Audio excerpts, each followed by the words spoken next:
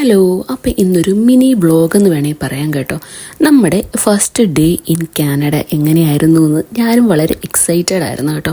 ഇവിടുത്തെ രീതികളും എങ്ങനെയായിരിക്കും അക്കോമഡേഷനും കാര്യങ്ങളൊക്കെ. ഞങ്ങളിവിടെ ഏർലി മോർണിംഗ് 4 o'clock ആട്ടോ വന്നേ.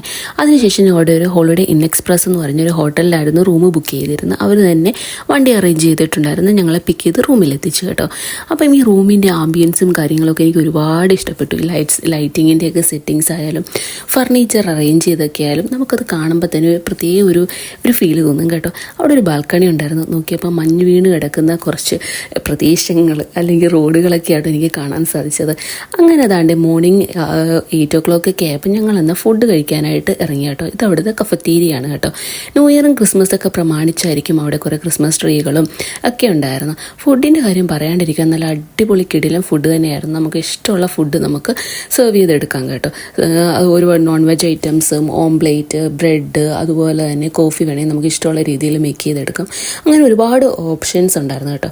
അങ്ങനെ വയറ് നിറച്ച് ഞങ്ങൾ 2 ആൾ ഫുഡൊക്കെ കഴിച്ചതിന് ശേഷം റൂമിലോട്ട് പോവുക. വെക്കേറ്റ് ചെയ്യാൻ സമയമായിട്ടുണ്ട് കേട്ടോ. 10 o'clock ഞങ്ങളുടെ വണ്ടി വരുമെന്നാണ് പറഞ്ഞിരുന്നത്. അപ്പോൾ റൂമിലെത്തി ഇനി സാധനങ്ങളെല്ലാം ഒന്ന് അറേഞ്ച് ചെയ്യണം.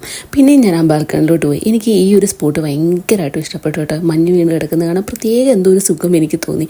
ഇനി അങ്ങോട്ട് പോകുമ്പോൾ ഈ സുഖമൊന്നും കാണില്ലെന്നറിയാം. എന്നാലും നമ്മുടെ ആദ്യത്തെ എക്സ്പീരിയൻസ് ആയതുകൊണ്ട് അതൊരു ഹാർട്ട് ടച്ചിങ് മൊമെൻ്റ് ആണെന്ന് വേണമെങ്കിൽ പറയാം കേട്ടോ. അങ്ങനെ അതാണ്ട് ഞങ്ങളുടെ വണ്ടി വന്നു. ഞങ്ങളുടെ അക്കോമഡേഷനിലൂടെ യാത്രയാവുന്നു കേട്ടോ. പോകുന്ന വഴികളെല്ലാം ഇങ്ങനെ വിൻ്റർ ആയതുകൊണ്ട് മഞ്ഞ് വീണ് കിടക്കുന്ന കേട്ടോ.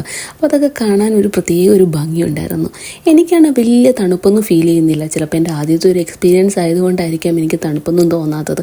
പക്ഷേ നമ്മൾ ജാക്കറ്റും അതിനുള്ള പ്രിക്കോഷനും കാര്യങ്ങളും ഒക്കെ എടുത്തിട്ടുണ്ടായിരുന്നു കേട്ടോ. അതുകൊണ്ടാവാം മേ ബി നമുക്ക് വലിയ തണുപ്പൊന്നും തോന്നാഞ്ഞത്.